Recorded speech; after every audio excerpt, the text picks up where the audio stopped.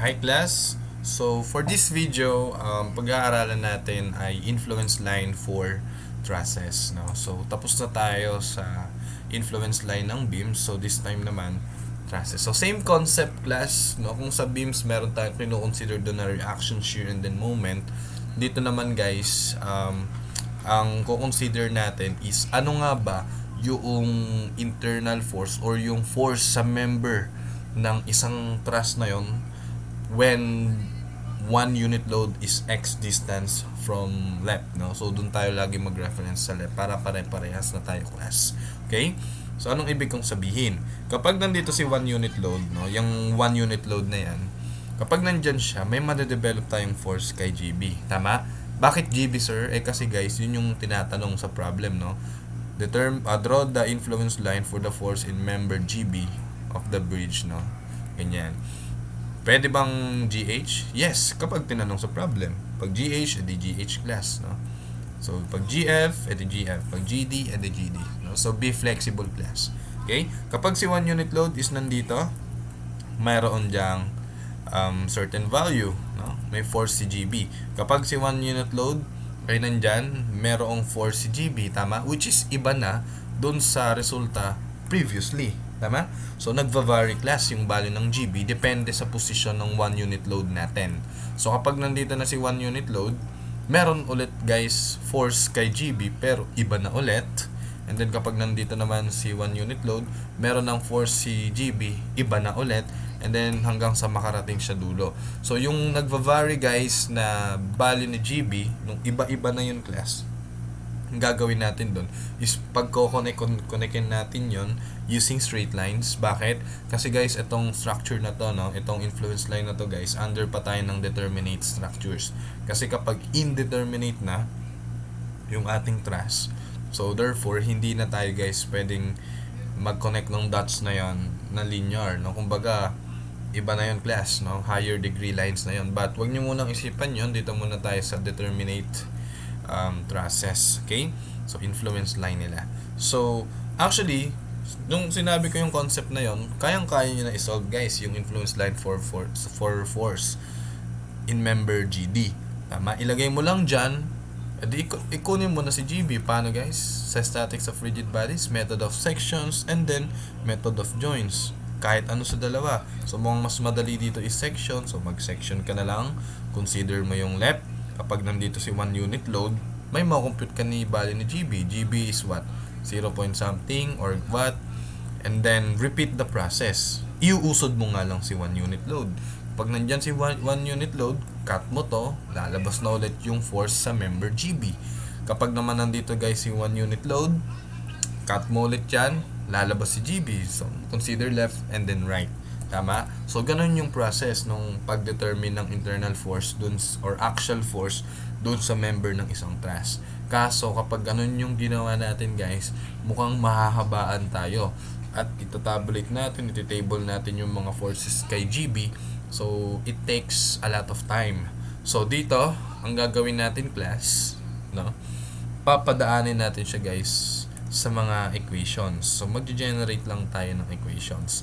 But before that, alamin muna natin guys yung value ng ating reactions when one unit load is x distance from the left. So, for example, ganyan tayo. Wala naman tayong horizontal reaction kay A kasi wala namang horizontal external reaction. Tama? So, therefore, pin nga siya pero wala na yung ganyan class, no? So understood na yan.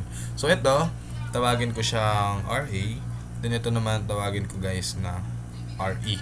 So determine ko muna guys yung value ng RA at saka ni RE when one unit load is not on the B guys, no? On the joint B. When one unit load is x distance from the left. Okay? So diyan ako magre-reference sa left. Paano ba kunin guys si RA? So ano ba magandang ballpen dito? Cooler ba? Cooler. So blue na lang. So gawin ko. So reference tayo sa whole structure, no? Kasi mamaya magka-cut tayo eh. So therefore, whole structure muna tayo. To get the RA class, summation tayo ng moments sa E is equal to 0. So, sige guys, kung saan kayong sanay na sign convention, sabihin natin clockwise is positive. So, kapag ng moment ako dyan, RA will cause a positive rotation kasi clockwise. So, RA times what? 6, 6, 6, 6 lever arm. So, 24. Then, itong 1 naman guys is counterclockwise. So, minus 1. Anong lever arm ni 1? 6, 6, 6 ba guys? No, no. Hindi siya 18. Again, when 1 is x distance from the left, so ang lever arm ni class is buong ito, bawasan mo ng x, which is 24 minus x is equal to 0. Then, simplify mo lang guys ng konti. Makukuha natin guys, isolate ko si RA. RA is now equal to 24 minus x over 24. So, that is the equation of RA. So, bakit ko yan guys in-express? Kasi guys, malalaman natin kung ano ang value ni RA when 1 unit load is x distance from left. For example, nandito si 1 unit load. Kapag nandyan si 1 unit load, x is equal to 12. Tama? So, yung x na yan, magiging 12. So, palitan mo lang to ng 12 guys, makuha mo na yung value ni RA. So, ganun lang kasimple. Tama? So, mas madali siya guys, kaysa yung iisa-isahin mong galaw ni 1, tapos mag-summation ka ng moment sa E. Lagay mo dito si 1, mag-summation ka ng moment sa E. Then, makukuha mo si RA. Tama? Mas mahirap yon kaysa dito. Papalitan mo na lang guys yung value ni x. Okay? So, mamaya, magko-consider tayo ng left and then right, kailangan natin si RA, yan na si RA. So, kapag nag-consider tayo ng right, kaya kailanganin din natin guys si RE. So, kunin din natin si RE. So, ang gagawin ko class, no? Mag-summation na lang ako guys ng forces vertical. Summation ng forces y is equal to 0. Considering these 3 loads, yung 1 unit load, tsaka yung dalawang support, that's now equal to RA plus RE at saka yung nag-iisang 1 unit load. Okay? So, wala nang ibang external loads dyan class. So, magiging isolate ko ngayon si RE, no? Si RE1 ko dyan. So, that RE is equal to 1 minus RA. Tama? Knowing guys that RA is equal to this one, so, isubstitute ko na. RE now is equal to 1 minus 24 minus x over 24. Okay? So, that's the value of RE. So, ang gagawin ko, simplify ko lang para hindi masyadong mahaba. Papaiklin ko lang si RE. So, simplify lang natin guys. Algebra. So, di ba may imaginary 1 yan? So, times ko tong dalawa sa ilalim. 24. Cross multiply ko doon. Magiging ano to guys, no? Pwedeng LCD, GCF, tama yung pagsisettle ng mga fraction. Grade 3 topic, no?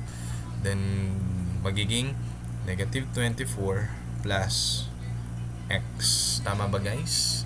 So, parang A over B minus C over D, that's equal to BD times AD minus BC. Tama? So, ganyan lang tayo mag-simplify dati. 24 times 1 is 24. 24 pag ganon, so that is 24. Then 1 times negative ganyan, may negative dito, i-distribute ko lang din si negative, kaya naging negative 24 plus x. So, walang tanong dyan guys, basic algebra lang yan. Kapag may hindi kayo naintindihan, you can explore it on your own, tsaga-tsaga lang. Cancel dyan si 24, magiging RE is equal to x over 24. Okay, so smiley tayo dyan. So, nakuha na natin guys yung reaction. Actually, gamit itong 2 equations na yan, makakapag-produce ka na ng influence line eh. Wait lang. So, yun guys. Actually, gamit yung dalawang equation na yan, makakapag-produce ka na ng influence line. Influence line ng reaction at A or dun sa E. No? Ganyan lang din yung process natin sa pag-solve ng influence line sa beam. So, knowing na meron na tayo guys value ng mga reactions when 1 unit load is x distance from the left, so ang gagawin ko class ay i-cut ko na siya guys sa gitna, no? Magme-method of joints, magme-method of sections na lang ako. So tawagin ko siyang cutting line AA. Okay? So kapag kinat ko siya diyan, no? I-redraw ko ba? O sige, i-redraw natin. So sabihin ko diyan, cutting line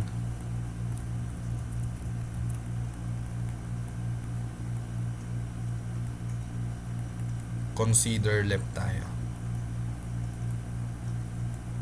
Left muna tayo, class. So pagpasensya nyo guys yung sulat ko, medyo maganda siya, class. Sige. Drawing natin.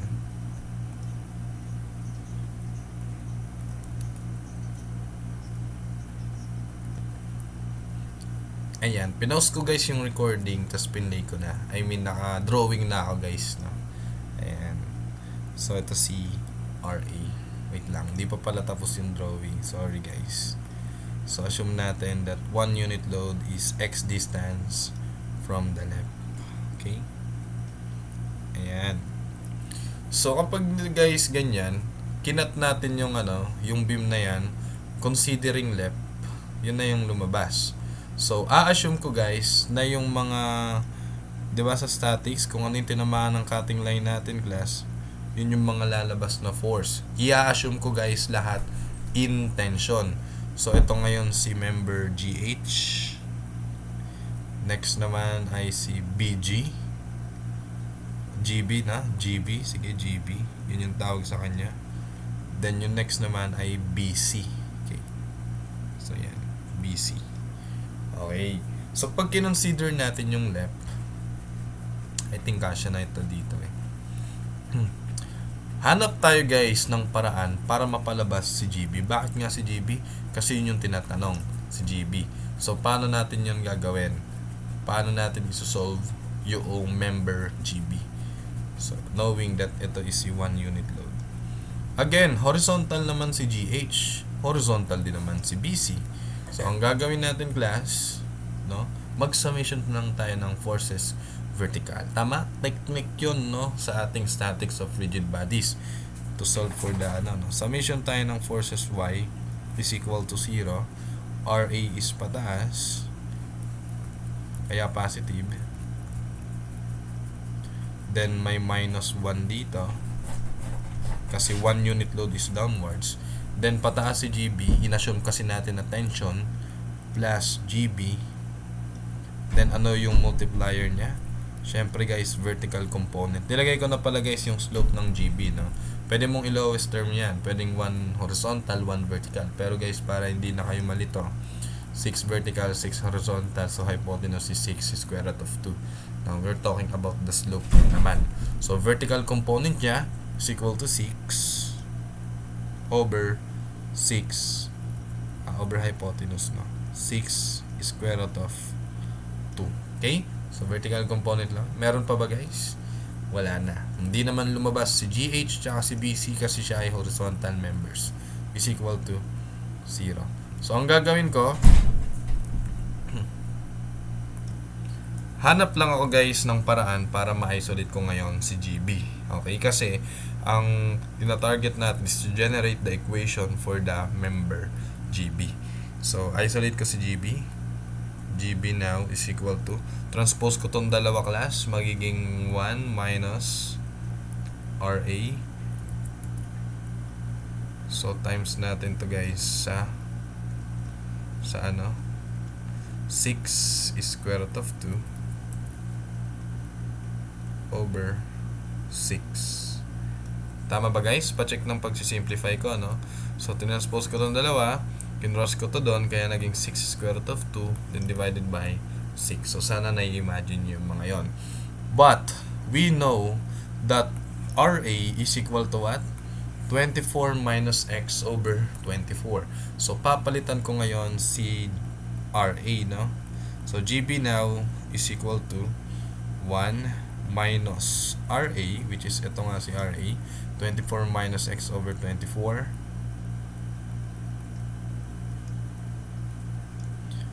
And then, yun na. So, cancelin ko na lang tong 6 guys, no? Para konti na lang. Square root of 2. Obvious naman. So, mas madaling i-simplify yan. So, tawagin ko siya guys na GB equation number 1. Bakit? Kasi guys, itong 1 unit load na yan, kapag ka guys, lumagpas na yan dito, kunwari nandito na siya, or dito guys, nasa joint C na yan, since moving load nga siya guys, no? 1 unit load na gumagalaw. So, kapag nandyan na siya, hindi na siya sakop ng considering left. Tama? So, to get the value of GB, consider right naman tayo. So, naiintindihan ba class? It means, applicable lang pala itong equation na to class, no? When x is equal to 0, kapag itong 1 na to guys is nandito sa support, that is x is equal to 0, tama? Hanggang saan siya applicable? To x is equal to 6, tama? Kapag nandyan siya, applicable pa rin yung equation na yan kasi dun nga natin generate yung buong equation na yan sa ganitong condition tama? Kasi guys, kapag nag-x is equal to 12 na, hindi na siya kita sa considering left. Kaya ang gagawin natin, cutting line, considering right naman tayo. So, cutting line, consider right.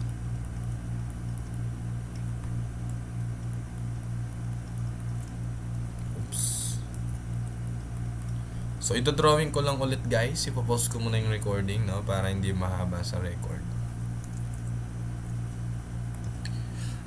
Yan, class, no? So, na-drawing na natin yung another truss considering right naman, no? So, nag-cut tayo dyan sa A. So, therefore, considering right, ito yung nakita natin. Siyempre, lilitaw yung tatlong member na yun, no? Yung mga force dyan. Assume natin guys, in tension. So, considering right tayo. So, away from light tayo kasi tension yung ino-consider natin So, again, GH, GB, tsaka si BC. So, ito si GH, GB, and then BC. 1 unit load is measured X distance from the left parent class. Okay? So, paano natin isosolve yan? So, to get the equation of GB, so mag-summation lang ulit tayo guys ng forces vertical is equal to 0. Okay? So, GB kasi. So, medyo madali pa, no? Kasi nagsasummation lang tayo ng vertical. What if BC yung tinatanong? Influence line ng BC. Pwede ka bang mag-summation ng forces vertical? Hindi class. Anong gagawin mo? Horizontal? Wag din. Kasi pag nag-horizontal ka, mahirapan ka pa. Unknown si GH, unknown din si BC. So, ang gagawin mo, mag-moment ka na lang kay G. Considering left, then considering right, no? So, binibigyan ako kayo guys ng tip if ever na iba yung itanong. So, therefore, moment ka dyan. So, BC lang ilalabas. Since GB lang naman guys yung hinahanap, gawa ka lang ng paraan para maiwanan si GB. Considering right, mag-summation tayo ng forces. Vertical is equal to 0. So, anong mga lalabas dyan? Knowing guys, no, that again, yung slope na ito is 6 vertical, 6 horizontal, then 2 square, 6 is square root of 2. Okay, so ganun pa rin naman yung slope niya. Goods ba guys? So, summation tayo ng forces vertical, magiging negative GB, then vertical component, kaya multiplier natin dito is 6 over 6 is square root of 2. Then, may pababa pa dun guys na 1, so minus 1. Pataas naman ngayon si RA. So, plus RA is equal to 0. Okay? So, gawa ko guys ng paraan para ma-isolate ko si GB. So, ito, itatranspose ko lang dun guys. No? Isa-isa lang tayo para hindi tayo mahirapan. Then, ito guys, may iwan dyan. Cross ko to doon. Divide ko dito. So, nasusundan nyo ba guys? So, magiging GB now is equal to what? RA minus 1, then multiply natin saan guys? Okay, tinaspose ko to, no? So, inunad ko lang to RA minus 1, then cross multiply 6 is square root of 2 over 6. So, naintindihan nyo ba yun guys kung paano naging ganun? So, yes, isolate na natin si GB. Knowing guys that RA is what? Sorry. Hindi pala yan RA. This is RE pala class, no? So, yan. Yan ngayon si RE. So, huwag kayong magkakamali kasi guys, iba si RE, iba rin si RA. Okay? So, substitute natin ngayon si ating RE. RE is what? Nakuha natin kanina, that is x over 24. So, that RE now is x over 24 minus 1. So, RE minus 1, RE minus 1. So, cancelin na natin to si 6. So, times natin sa square root of 2. So, tawagin natin siya guys na GB equation number 2. So, kung ganun guys, saan applicable itong GB na to? Itong equation na to? X is equal to what? Kapag ka guys, nasa joint C na siya. Kasi guys, itong 1 unit load natin dito, ina-assume natin na dun lang siya guys tumatama sa mga joints natin, no? Hindi natin ina-assume na in between siya. Kasi guys, kapag in between ng mga joints natin yan in-apply, so it is not considered as a as a truss. So frame na siya class. Okay, so tandaan niyo 'yun. Kasi guys, kapag nandito na si 1 unit load, so yung mga members na to, subjected na siya to moment at saka sa shear. Okay? So joints lang tayo. So kapag nasa joint lang kasi yung 1 unit load na yan class, ibig sabihin yung mga nangyayaring force dito sa mga members na yan ng truss natin, walang moment, walang shear. Purely axial lang. Okay? So tatandaan niyo yan guys sa truss, no? So purely axial lang. Kapag hindi, so therefore frames na yung tawag doon. Okay? So therefore, applicable lang to kapag nasa C siya hanggang nandito kay D at saka kay E. Kapag nandito si 1 unit load or kapag nandito. Tama? Kasi ganun lang din yung process. Summation ka na ng forces vertical considering right. Yun lang din guys yung mga lalabas. Then substitute na lang ng RE. Isolate GB. Tama?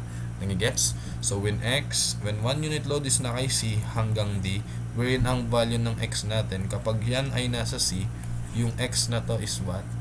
Kapag yung 1 unit load ay nasa C, ang X natin is 6 plus 6, tama? So yung haba na yan is 12. So from X is equal to 12 to X is equal to what? Makarating sa dulo. So ilan na yan guys kapag nasa dulo? 6 plus 6 plus 6 plus 6, that is 24. So, ayan. So, anong gagawin natin ngayon class? So, knowing guys na meron tayong dalawang equation, GB1 and then GB2, ang gagawin ko class, magte-table ako ngayon. When X is 0, 6, 12, 18, and then wait lang, itaas natin konti, hindi kasya, no? When X is 6, 0, 6, 12, 18, and then 24. Kung titignan nyo kasi ng maayos yung flow natin, yan no class, no? When X is 0, ibig sabihin nandun yung 1. Ano si GB? When X is 6, ano si GB? When X is 12, ano si GB? And so on and so forth. Kaya magiging mas mabilis na yung process natin kaysa yung guys, no, yung iisa-isahin mo pa tapos kanya-kanyang cutting line pa guys. So mahirap yon. Okay? So gamitan ko ng alam na ito. Yan.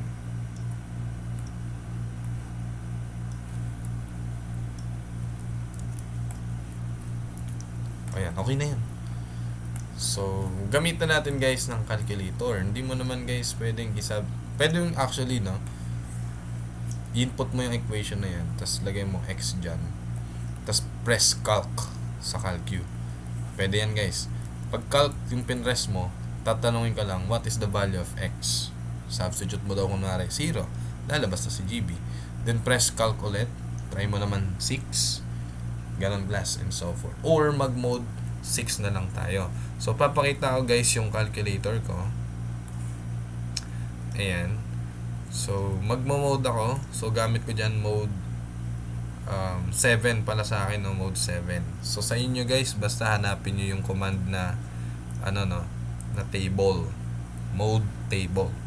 So, una ko guys, to input a value sa GB when x is 0 hanggang 6. So, dito sa part na to, 0 hanggang 6. Ayan, ang gagamitin ko dyan is GB equation number 1. Kasi dun lang naman guys gamit siya, no? So, binigyan natin ng value x0 hanggang 6. So, kapag naman 12, papunta kay 24, so, pwede na ito. We use equation GB2. Tama? So, itry natin muna si GB1 class. So, ano kayo tayo? Wait lang. So, GB1 is now equal to 1 minus 24 minus x. Huwag kayong mamamali sa sign guys, kasi mamamali kayo ng lahat-lahat dyan. Then square root of 2. Ayan. So double check nyo maigi class bago kayo magpatuloy. Huwag kayo lagi nagmamadali. Then press equal. Ooh, ano to? Excuse lang guys. Mode 7. Parang iba to guys, no? Parang iba yung calc ko dito. Itong emulator na to. 24 minus x over 24, then square root of 2. Bakit ako tinatanong ng g a function of x? So, try ko lang 0 hanggang 6. Step ay 6. Ayan. So, huwag nyo na lang pansinin guys yung g of x class, no? So, another equation or function yata iyon. So, basta goods na tayo dyan. So, input lang natin yung value na yan. So, when x is 0, sabi dyan, no? GB or f a function of x ay 0. So, lagay lang natin. Then, when x is 6, 0.3535. Or 354 na lang. Sige, 3 decimal place natin. Next, for 12 hanggang 24, when x is 12 hanggang 24, yung isang equation naman guys, yung gamitin natin. So, try natin. GB 2 naman. So, magiging x over 24. So, minus 1. Okay. Wait lang, medyo hassle eh. Square root of 2. So, that's it for the GB equation number 2. Then, press equal. So, wag nyo siyang pansinin. Equal na lang natin ulit. Sa ibang calcu, wala namang ganun eh. So, start natin guys, sabi sa screen, x to 12 hanggang 24. Tama? So, ito yung limits natin dyan. So, try natin. Start natin is 12. End natin is 24. Then, step ay 6. So, ang lumabas dito class, no? So, when x is 12, negative 0.707. So, negative 0.707. Next naman, nung 18 na siya class, negative 0.534. Negative 0.354. Sorry, baliktad na. When x is 24, GBI 0. So, therefore, yung mga values na yan, that's the influence line for the value of GB. Yun na yun, class. So, anong ibig sabihin ng 0? So, analyze natin. Kapag pala guys, yung x na to is 0 or yung 1 unit load is nandoon sa support, GB is walang force. Obviously, kapag nandyan yung 1 unit load natin, si RA lang magbubuhat sa kanya. Walang ambag yung mga ibang members. Pero kapag yung ating X is nandito or yung 1 unit load natin is nakapwesto dyan, meron ng bigat si GB. May load na kay GB, tama? wherein 0.354. Ngayon guys, kapag nandito naman si 1 unit load, which is x is equal to 12, tama? Ayan yon. So kapag nandito si 1 unit load, wherein ang distance niya from the left is 12, kaya nga x is equal to 12, GB is now negative 0.707. Negative means what? Inassume natin guys, na nag-consider tayo ng left and then right, inassume natin that GB is in tension. So therefore, negative dito means wrong assumption na tension. Negative means compression. Kapag pala si 1 unit load guys is nandyan na sa gitna, GB is now in compression. Tama? Wherein ang value niya is negative 0.707. And then also compression. Then kapag nasa dulo na siya, wala na ulit i-carry si GB. So to draw the influence line class, i-graph lang natin siya sa x and then y axis or x and y coordinate natin. Okay?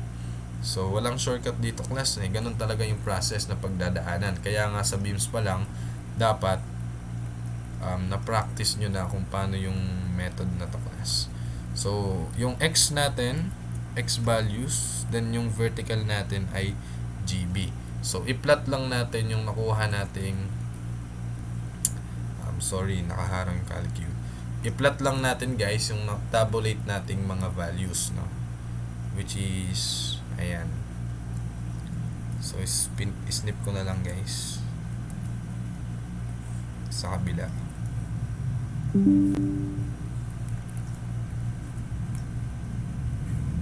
Ayun.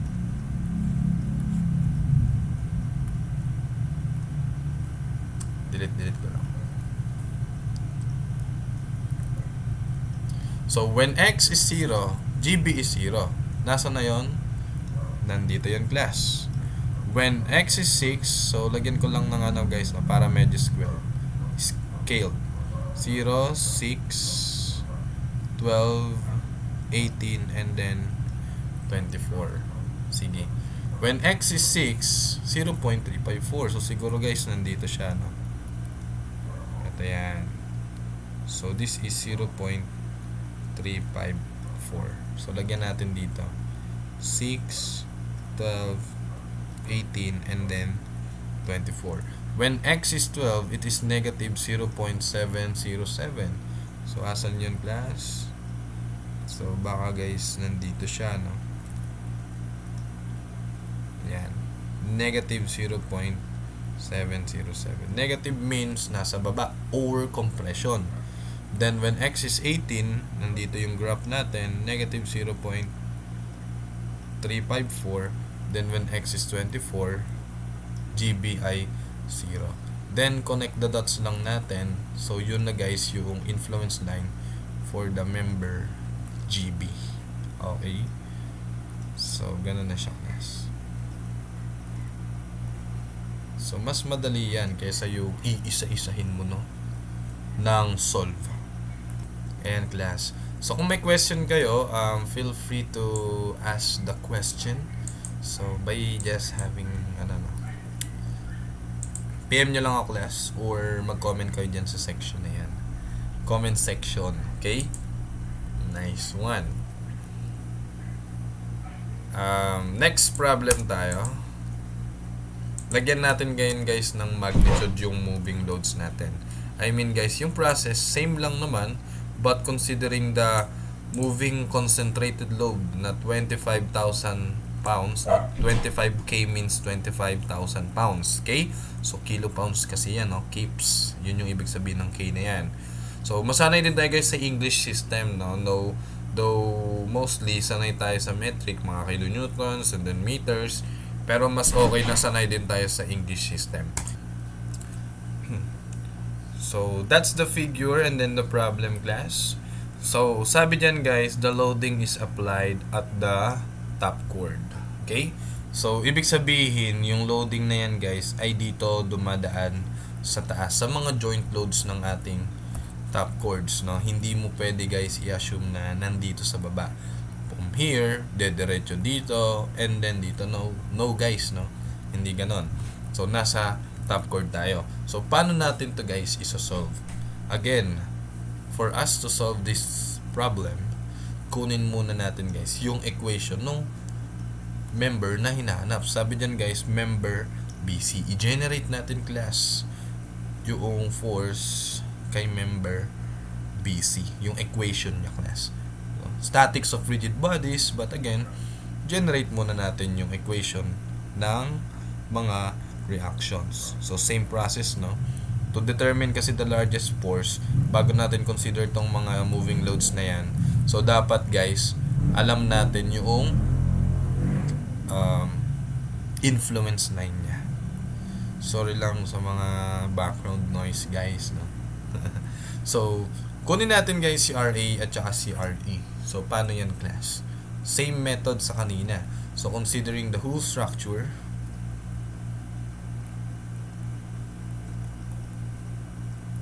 wait lang, ganda natin ng konti sulat.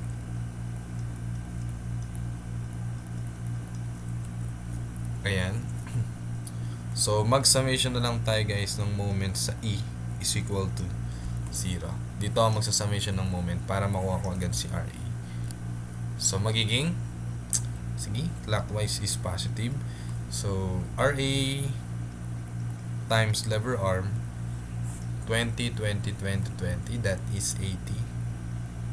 Then minus 1, ayan no, 1 unit load guys, sige dito natin ilagay X distance from the left tayo, okay? So lever arm ni 1 unit load class is what? 80 minus X is equal now to 0. So therefore, conclude natin guys that the reaction at A is equal to 80 minus X over 80. Okay? So, yan lang yun class. So, smile ka dyan. So, lagyan mo ng palatandaan para mamaya guys, di ka maliligaw hanapin. So, to get naman the RE, kasi mag-ano tayo dyan mamaya, consider left or right. So, summation na lang tayo ng forces vertical is equal to 0. Whole structure dyan, no, means di pa tayo nagka-cut. So, magiging RA plus RE is equal to 1. So, makukonclude natin guys that RE is equal to 1 minus RA. Knowing that our RA is equal to 80 minus X over 80. So, that RE is equal to 1 minus, no? Palitan natin si RA nito. So 80 minus X over 80. Sige, simplify pa natin. RE now is equal to 80. Then cross mo doon, 80 minus 80 plus X. So therefore, RE is equal to, cancel itong 80 na yan, so X over 80. So yan ngayon guys yung equation ng ating RE. So knowing na meron na tayo guys na value ng reaction kay RA at saka RE, so ang process na ginagawa natin, solve natin si member BC. Dito guys walang joint yan ha, walang joint. Ang joint lang natin is A, C at saka kay E. So pwede guys na mag-cut kayo dito, pwede rin naman guys na mag-cut kayo dito. So feeling ko, so for me lang class, dito na lang ako magka-cut. Kung gusto nyo guys i-try na dito nag-cut, wala namang problema doon guys. Ang lalabas lang ng member ay si JI, si AI at saka si AB, AC, sorry. Or ganyan. So therefore ako, dito na lang ako guys mag-cut. Tawagin ko siyang cutting line AA. It's considering this 1 unit load. Again, ang hinahanap guys ay si BC. So, lagay ko dito, cutting line, consider left tayo.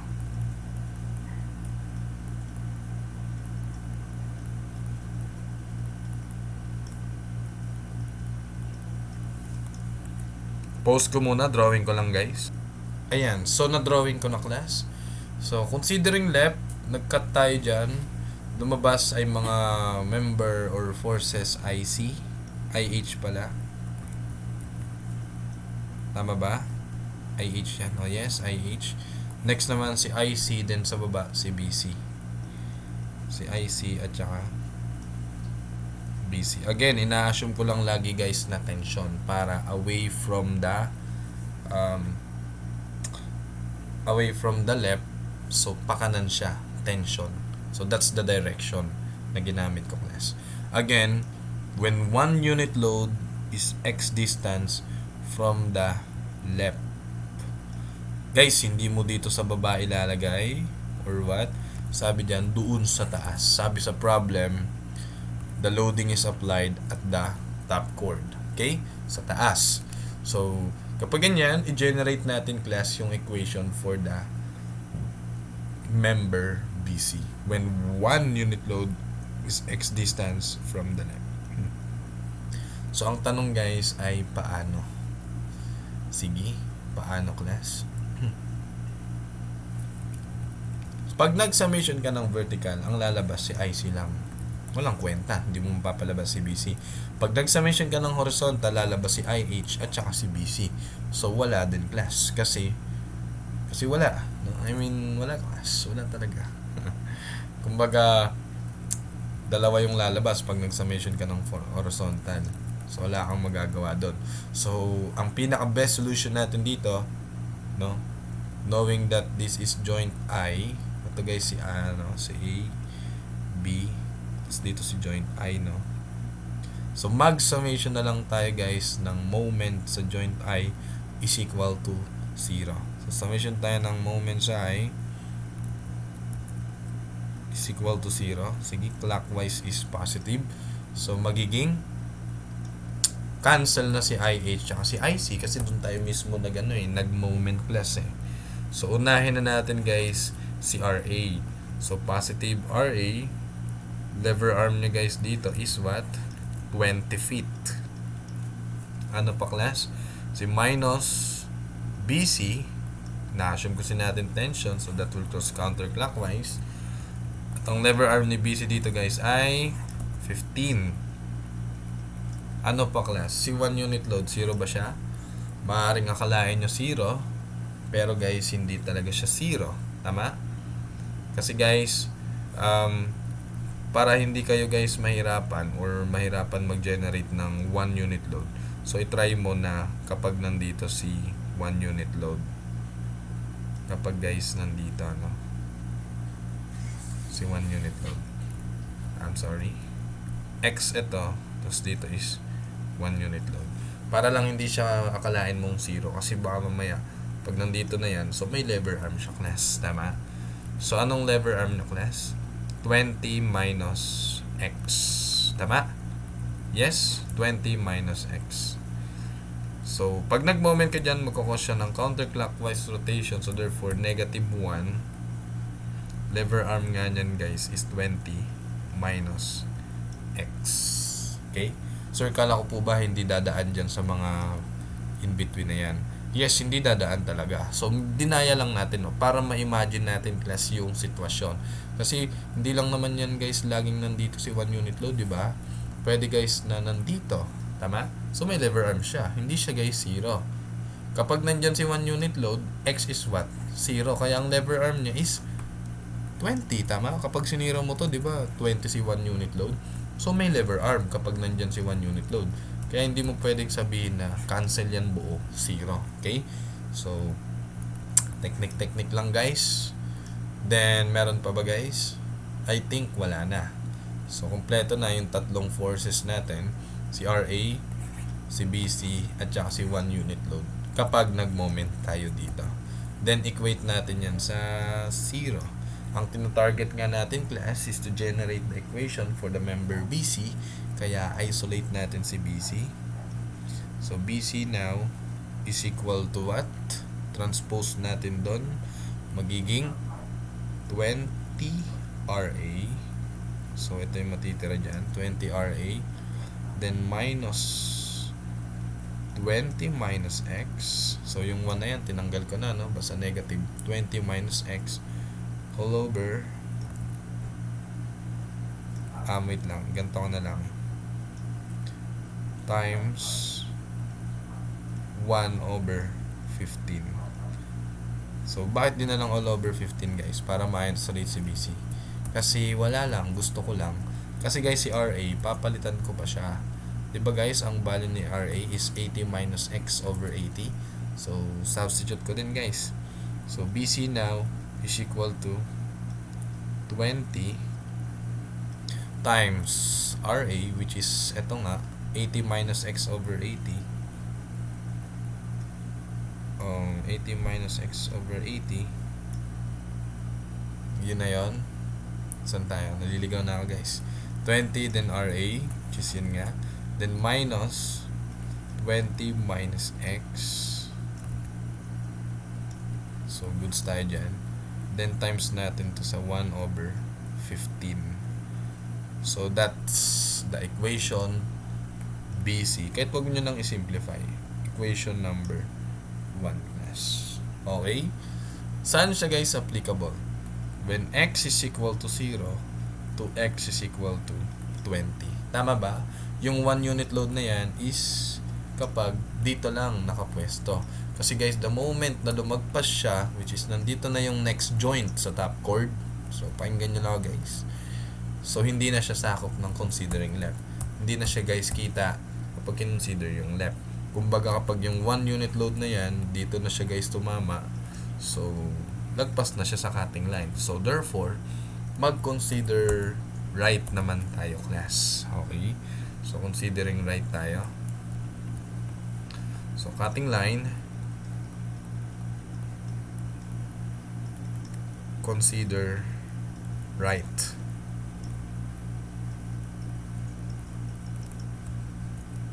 Yan. So, drawing ko muna guys. So, pause ko lang ulit yung recording. Boom! Ayan na guys. So, na-drawing na natin, considering right. So, imagine nyo tong figure na to class. Kinat ko dyan sa cutting line AA natin na yan. Then, consider right. So, yan guys yung nakita natin. Okay? So, again, tatlong forces yung lumitaw. IH, IC, at saka si BC. Considering right, so therefore, yung forces natin is away from light. Papunta dan sa left. So, ina-assume natin na tension yung mga yan. Okay? So, ang gagawin ko ngayon dito guys, gawa ako ng paraan para ma-generate ko ulit yung force kay member BC. Tama?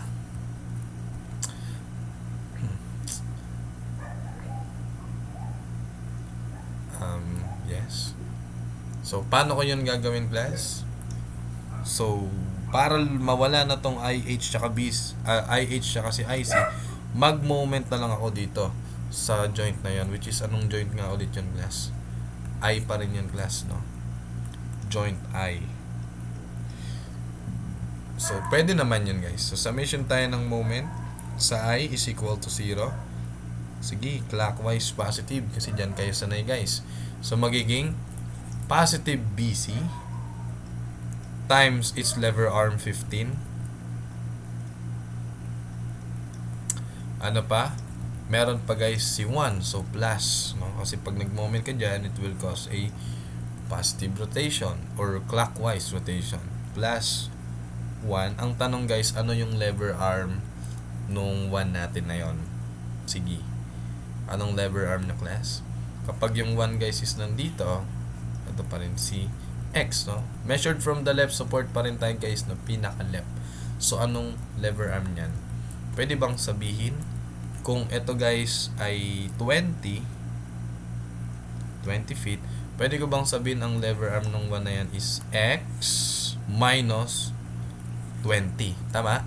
X minus 20. So, distance na nito doon sa point na yon. Tama? So, sana guys, na-gets yun, no? So, X minus 20. Pwede mo siyang i-check. What if nandito na si 1? Tapos, X distance from left. X minus 20 pa rin ba yung lever arm niya? Yes, X minus 20 pa rin guys.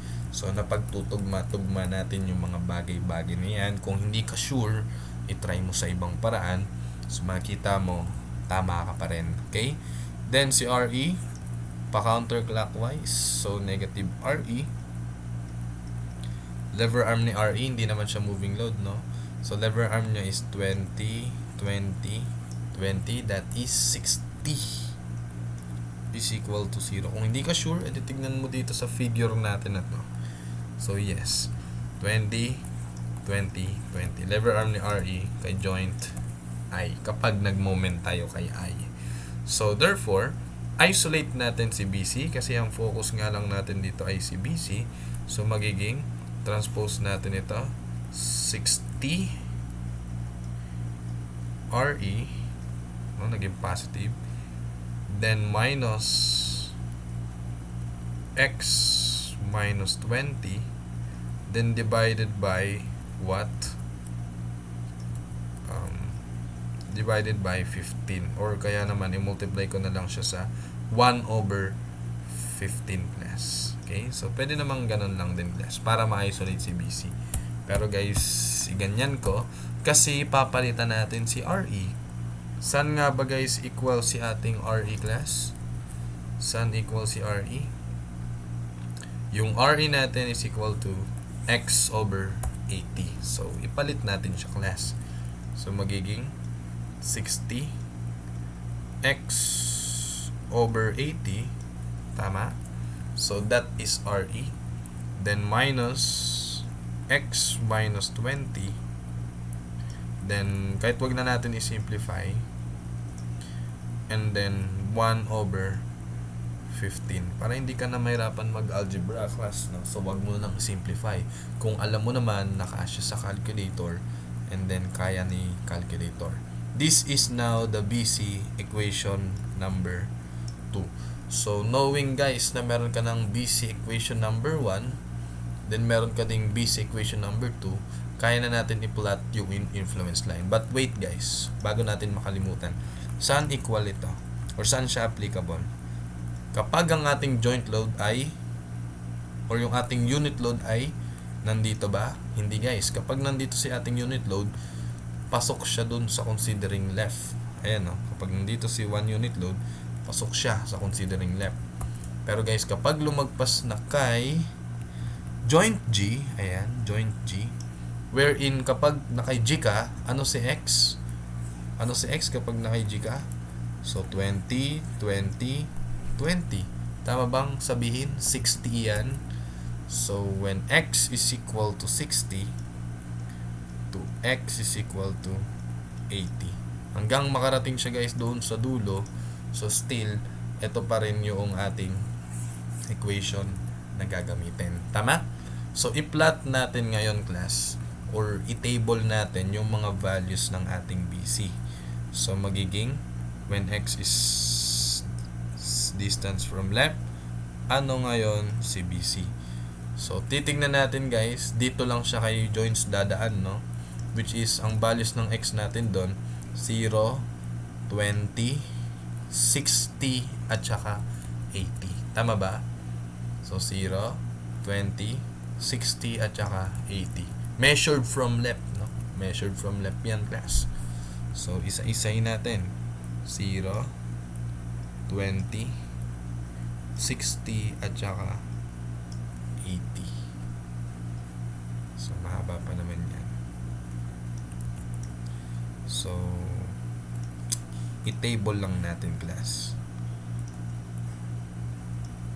When x is 0 hanggang 20, ang gagamitin mo dyan class is si equation BC 1. Dito naman, equation BC 2. Tama ba guys? Na-identify natin, no? Ayan, no? When x is 0 hanggang x is 20, so itong gagamitin nating equation. Wherein, itry na natin sa calculator. Ayan. So magiging 20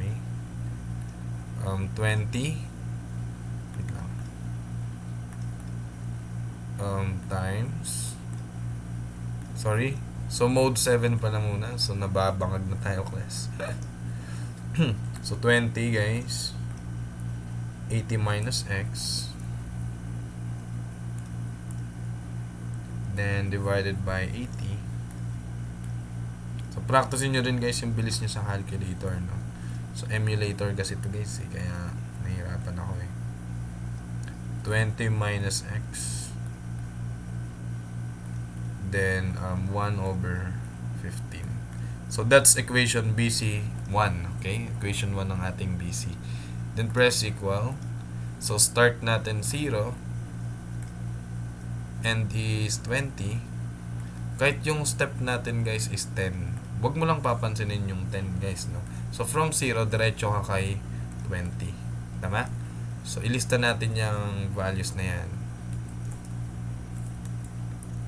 So yan.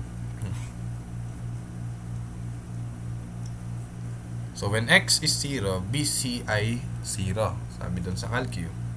Lagyan mo dyan 0. Sabi naman doon, wag mong pansinin guys si 10. Dito ka kay 20. Kasi 20 nga yung kailangan mo. Doon lang dadaan si ating 1 unit load na moving. So when x is 20, BC is 1. So lagay mo dito guys is 1.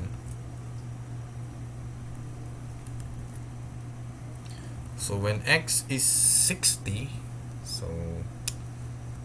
hindi mo na pwedeng gamitin niya ang equation number 1 na yan. So ang gagamitin natin dyan, equation number 2 ni ating BC, which is ayan sa taas. So i-reset mo ulit si calcu, press AC lang naman. So type natin sa equation number 2 ng ating BC. So magiging 60, then x over 80 minus x minus 20, then 1 over 15. Goods na ako dyan. Kahit wag niyong simplify, diba guys? Kasya naman siya sa calculator. Then press equal. So wag mo siyang pansinin. So start natin guys dito lang. Ang i-start natin dito class ay 60, then end mo ay 80. Step natin guys, kahit 10, okay lang naman, no? 60, 70, 80. Di lang natin kailangan si 70. So press equal. So when x is 60, BC is 0.333. So sulat natin dyan, 0.333.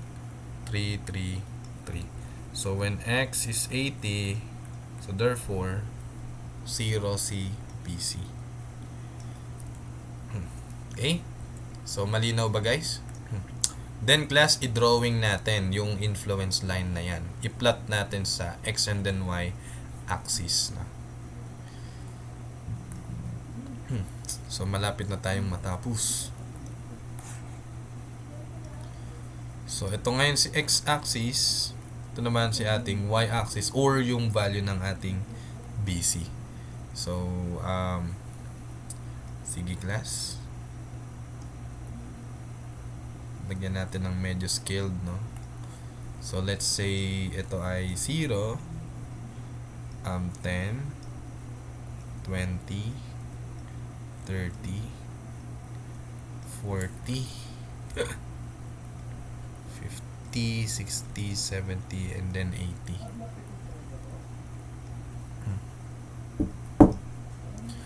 Then plot na natin. When x is 0, BC is 0.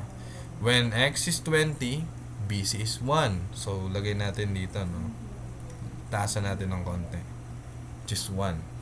So when x ay 60, 0.333. Siguro guys, tansyahin ko na lang.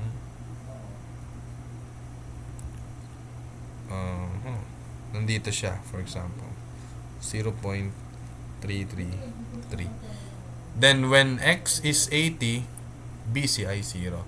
Then you connect the dots at tapos na tayo guys sa influence line ng member BC. Okay? So linear siya guys kasi yan ay determinate, no? So determinate siya class.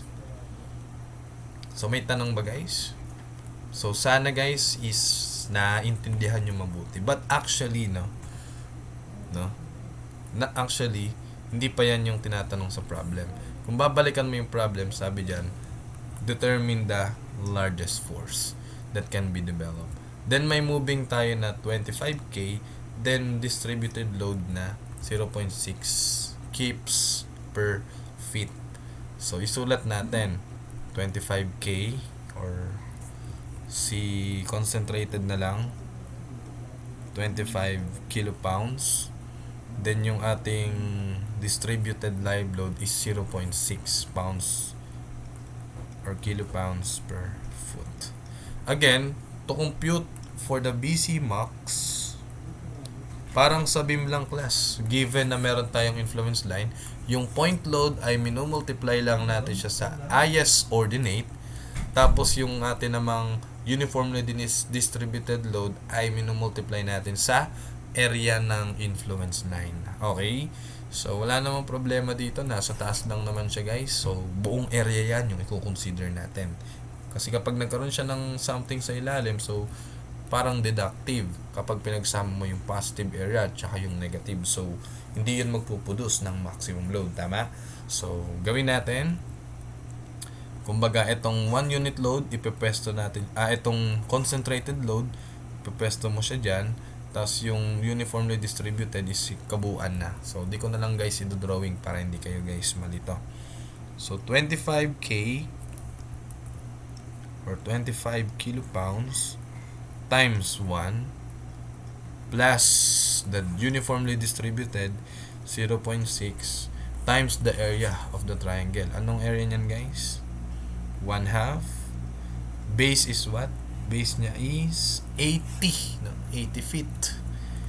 1/2 base times height. Ano yung height niya? That's 1. So, ganun lang guys. 1/2 base times height. So, BC max is now solvable. So, pakita natin sa calcu.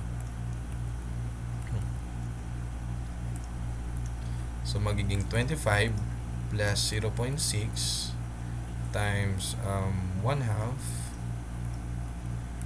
Base is 80. Then, height is 1. So, yan na yan. 25 times 1 lang naman. So, therefore, ang answer is 49. K, no? K yan. 29 kilopounds or kips.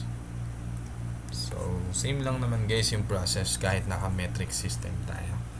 So, that's it for the influence line for the truss. So, I guess guys, kailangan nyo pang mag-practice ng sarili ninyo. But again, lahat ng concept for the influence line for truss is kayang-kaya nyong alamin using this video. Okay? So, see you sa next topic, which is next video. Okay? So, good luck guys and God bless.